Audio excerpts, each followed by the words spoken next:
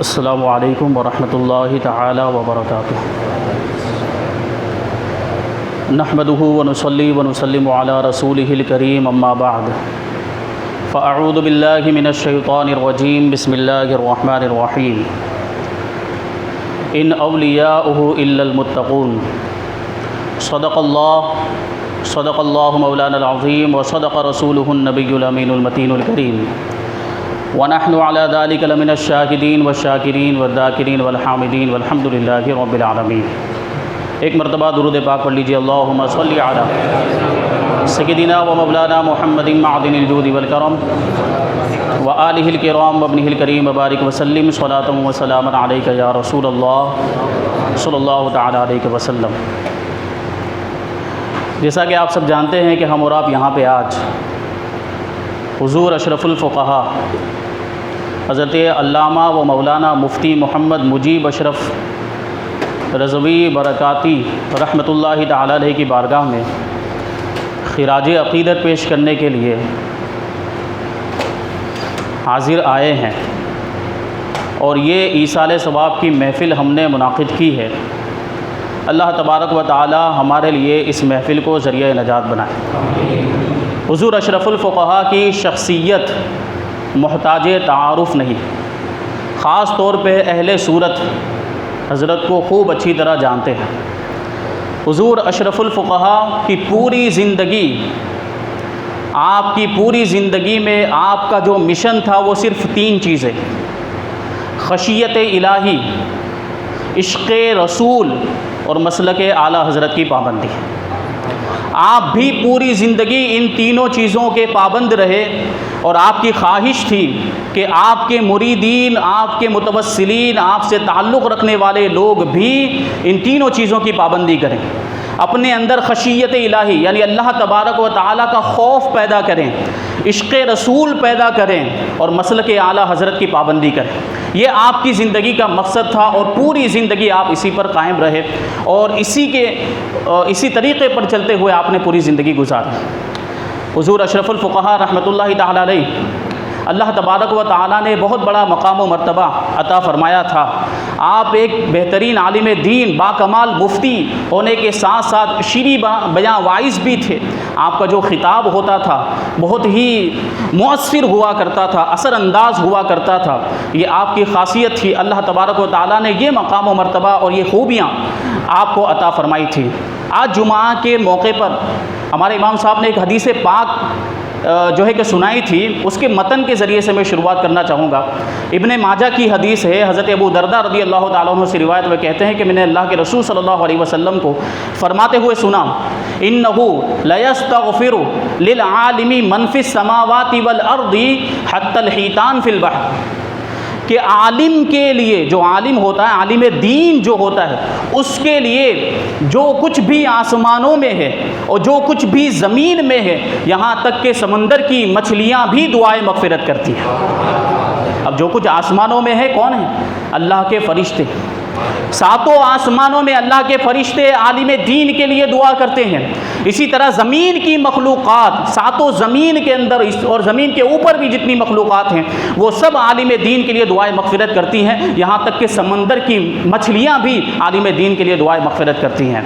और हमारे हुज़ूर अशरफुल फ़ुक़हा यकीनन एक आलिम दीन होने के साथ साथ एक पीर तरीक़त भी थे। आपकी विलादत मऊ ज़िला, जो मौजूदा मऊ ज़िला है, पहले ये आज़मगढ़ ज़िले में होता था। यूपी का एक मऊ ज़िला है, उसका एक कस्बा है घोसी, उसका मोहल्ला करीमुद्दीनपुर, वहाँ पर आपकी विलादत हुई 2 रमज़ानुल मुबारक हिजरी 1356 में। वहाँ पर आपकी विलादत हुई। आपके वालिद माजिद का नाम अलहाज हसन अशरफ़ी रहमतुल्लाहि तआला अलैह और आपके दादा का नाम हाफिज़ जमीउल्लाह साहब और आपके नाना हज़रत अल्लामा व मौलाना मोहम्मद सिद्दीक़ रहमतुल्लाहि तआला अलैह जो हुज़ूर सदरुश शरिया मुसन्निफ़े बहार शरीयत के बड़े भाई थे और आपके उस्ताज़ गिरामी भी थे। हुज़ूर सदरुश शरिया बहुत बड़ी शख्सियत, जो बहार शरीयत आप नाम सुनते होंगे बार बार, जिसको आलिम बनाने वाली किताब कहा जाता है, जिसमें ज़िंदगी के सारे मसाइल ज़िक्र किए गए, ज़िंदगी में पेश आने वाले, वो सदरुश शरिया उनके बड़े भाई हुज़ूर अशरफुल फ़ुक़हा के नाना थे। ये ख़ानदान हुज़ूर अशरफुल फ़ुक़हा का। आपने इब्तिदाई तालीम घोसी ही में हासिल की और दीगर असातिज़ा के साथ आपके जो ख़ास उस्ताद हैं शारह बुखारी हज़रत मुफ्ती मुफ्ती शरीफुल हक रहमतुल्लाहि ताला अलैह, उनके पास ख़ास तौर पर आपने रहकर तालीम हासिल की, काफ़िया तक तालीम हासिल की। फिर 1951 में हुज़ूर हाफिज़ मिल्लत ने हज़रत शारे बुखारी को गोंडा दारुल उलूम फ़ज़ल रहमानिया में बुला लिया, तो आप वहाँ तशरीफ़ ले गए। तो हुज़ूर अशरफुल फ़ुक़हा भी अपने उस्ताज़ के पास से इक्तिसाब फ़ैज़ करने के लिए घोसी से आप भी गोंडा चले गए। गोंडा ये एक ज़िला है यूपी के अंदर। फिर हुज़ूर शारे बुखारी ने वहाँ पर 3 साल तक पढ़ाया होगा, और 1953 में हुज़ूर मुफ्ती आज़म हिंद ने हज़रत शारे बुखारी को बरेली शरीफ बुलाया, तो हुज़ूर अशरफुल फ़ुक़हा भी शारे बुखारी के साथ बरेली शरीफ चले गए। अब बरेली शरीफ में रहकर आपने हुज़ूर शारे बुखारी की बारगाह में रहकर तालीम हासिल करना शुरू किया। इधर ज़ाहिरी उलूम हासिल करते थे, उधर दूसरी तरफ हुज़ूर मुफ्ती आज़म हिंद की बारगाह में रूहानी तरबियत भी हासिल किया करते थे। हुज़ूर मुफ्ती आज़म हिंद ने आपकी रूहानी तरबियत फरमाई, और हुज़ूर मुफ्ती आज़म हिंद आपको बहुत पसंद फरमाते थे, यहाँ तक कि आपको प्यार से हमारे मौलाना कहा करते थे, हमारे मौलाना कहा। हुज़ूर मुफ्ती आज़म हिंद की बारगाह में आपने 30 साल गुजारे हैं, 30 साल तक आपने हुज़ूर मुफ्ती आज़म हिंद की खिदमत की है, कभी मुसलसल कभी वक्फ़े के साथ। तो आपने जब तालीम वहाँ पे मुकम्मल की, और जब बुखारी शरीफ का इम्तिहान लेने का वक्त आया, तो जानते हैं किसने आपका बुखारी शरीफ का इम्तिहान लिया? हुज़ूर मुहद्दिस आज़म हिंद सैयद मोहम्मद अशरफ़ी जिलानी रहमतुल्लाहि ताला। हुज़ूर मुहद्दिस आज़म हिंद ने बुखारी शरीफ का इम्तिहान लिया। इम्तिहान लेने के बाद जब आपको सनद दी गई, तो सनद पर हुज़ूर मुहद्दिस आज़म हिंद ने दस्तखत की, और सिर्फ दस्तखत नहीं की, बल्कि उसमें नीचे लिखते हैं कि अल्हम्दुलिल्लाहिल मजीद के हक़ बहक़दार रसीद, कि अल्लाह तबारक व तआला का एहसान है कि हक़ ये हक़दार तक पहुँच गया। ये बुखारी शरीफ को पढ़ना ये मामूली बात नहीं है। ये हुज़ूर मुहद्दिस आज़म हिंद ने जुमले आपकी सनद के अंदर लिखे, और हुज़ूर मुफ्ती आज़म हिंद ने आपको अपना जुब्बा मुबारक अता फरमाया, हदीस की सनद अता फरमाई, और दस्तार मुबारक भी अता फरमाई। हुज़ूर मुफ्ती आज़म हिंद के साथ ऐसा आपका ताल्लुक़ था, और ऐसे जो है कि आपका जो मोहब्बत का जो रिश्ता था हुज़ूर मुफ्ती आज़म हिंद से, कि 30 साल तक हुज़ूर मुफ्ती आज़म हिंद की बारगाह में रहे, और आप उनकी जो है कि खिदमत अंजाम देते रहे। हुज़ूर मुफ्ती आज़म हिंद की खिदमत का सिला था कि अल्लाह तबारक व तआला ने आपको ये मकाम व मर्तबा अता फरमाया कि दीन की ऐसी खिदमत आपने अंजाम दी। सिर्फ मुल्क के अंदर ही नहीं, बैरून मुल्क दूसरी कंट्रीज़ में जाकर भी आपने दीन की खिदमत का काम अंजाम दिया है। देखें, आप तो हिंदुस्तान के अक्सर सूबों के अंदर, अक्सर स्टेट्स के अंदर आपके मुरीदीन मौजूद, चाहे वो गुजरात हो, चाहे वो महाराष्ट्र हो, चाहे वो राजस्थान हो, चाहे मध्य प्रदेश हो, चाहे वो यूपी हो, चाहे आंध्र प्रदेश हो, चाहे कर्नाटक हो, चाहे वो तमिलनाडु हो या तेलंगाना, हर जगह पर आपके मुरीदीन मौजूद हैं। ये हुज़ूर मुफ्ती आज़म हिंद की बारगाह का फैज़ान था। जो मुजीब अशरफ को अशरफुल फ़ुक़हा बना दिया, ये हुज़ूर मुफ्ती आज़म हिंद के फैज़ान ने आपको बनाया। ये शान और ये शौकत। फिर आप वहाँ से नागपुर तशरीफ़ लाए, 1957 में नागपुर तशरीफ़ लाए।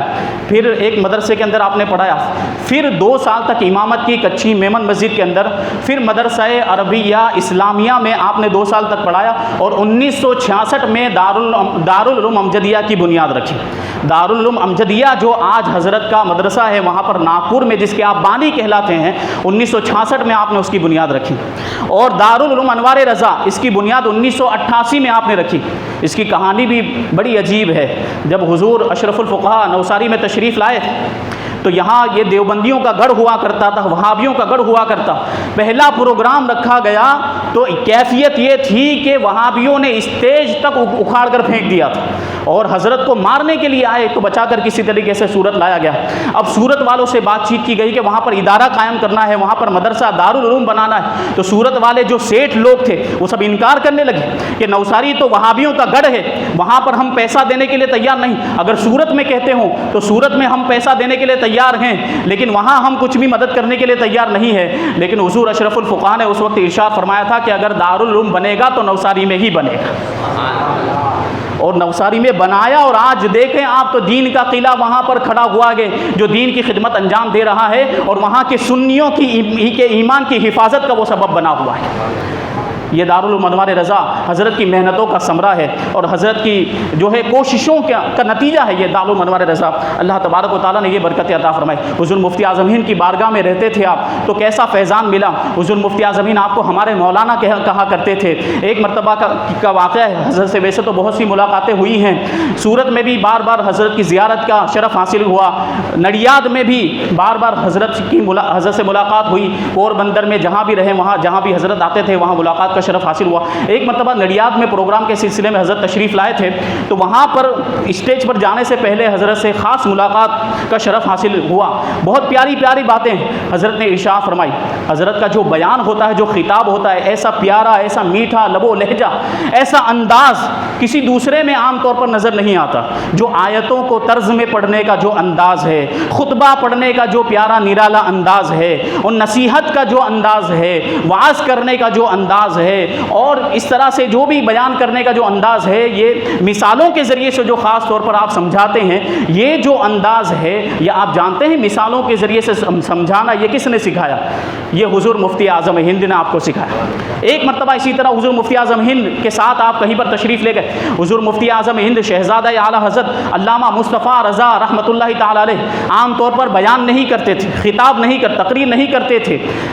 हुज़ूर अशरफुल फ़ुक़हा को साथ में ले जाते थे और हुज़ूर मुफ्ती आज़म हिंद खाली स्टेज पर तशरीफ़ फरमा होते और हुज़ूर अशरफुल फ़ुक़हा बयान किया करते थे। ये अक्सर महफ़िलों में और मजलिसों में, जलसों में हुआ करता था। एक मरतबा इस तरह बयान करके कमरे के अंदर हुजरे में तशरीफ़ लाए और हुज़ूर अशरफुल फ़ुक़हा हुज़ूर मुफ्ती आज़म हिंद की खिदमत करने लगे। सर में तेल लगाकर मालिश करने लगे तो हुज़ूर मुफ्ती आज़म हिंद इरशाद फरमाते हैं कि मुजीब अशरफ, तुमने आज ये बात बयान की, इसको तुम मिसाल के ज़रिए इस तरह भी बयान कर सकते थे, तुम ये मिसाल पेश कर सकते थे, और ये मिसाल तुम पेश करते तो बात और ज़्यादा वाज़ेह हो जाती और ज़्यादा समझ में आ जाती। तो ये मिसालें देने का जो अंदाज़ था, मिसालों के ज़रिए से समझाने का जो अंदाज़ था, ये आपको हुज़ूर मुफ्ती आज़म हिंद की बारगाह से मिला था। और ये कोई नया अंदाज़ है, ये तो कुरान पाक का अंदाज़ है। कुरान पाक में भी जगह जगह मिसालें दी गई और मिसालों के ज़रिए से बातों को समझाने की कोशिश की गई। यही अंदाज़ हज़रत ने अपनाया था और ख़ास तौर पर यही प्यारा वो अंदाज़ था जिसके ज़रिए से आप अपनी बात को समझाया करते थे। अब एक बात, आखिरी बात बयान करके जो है कि रुखसत हो जाऊँगा। नडियाद ही में मेरी आखिरी मुलाकात हज़रत से हुई थी। उससे पहले जो मुलाकात हुई थी, बड़ी यादगार मुलाकात है। वो मुलाकात नवसारी में हुई थी। ये बात है 14 फरवरी 2020 की, और 20 जुमादल उखरा 1441 का ये वाक़या है। मैं नवसारी गया था तो वहाँ हज़रत तशरीफ़ लाए हुए थे, हज़रत से मुलाकात हुई। तो ये मेरी ज़िंदगी की सबसे बड़ी सआदत में तसव्वुर करता हूँ कि ये पहली मरतबा हज़रत के साथ दस्तरख़ान शेयर करने का मौका मिला था। एक ही दस्तरख़ान पर मैं भी नाचीज़ भी बैठा हुआ था, हुज़ूर अशरफुल फ़ुक़हा भी तशरीफ़ फरमा थे। ये गालिबन दूसरी तीसरी मरतबा का वाक़या था कि ये दस्तरख़ान पर हम बैठे हुए थे। अब मेरी तबीयत पहले से थोड़ी ख़राब थी, पेट में मुझे तकलीफ़ थी, तो मैंने थोड़ा कम खाया। हुज़ूर मुलाज़ा फरमा रहे थे, मैंने कम खाया तो पहले इरशाद फरमाया, मौलाना आपने बहुत कम खाया।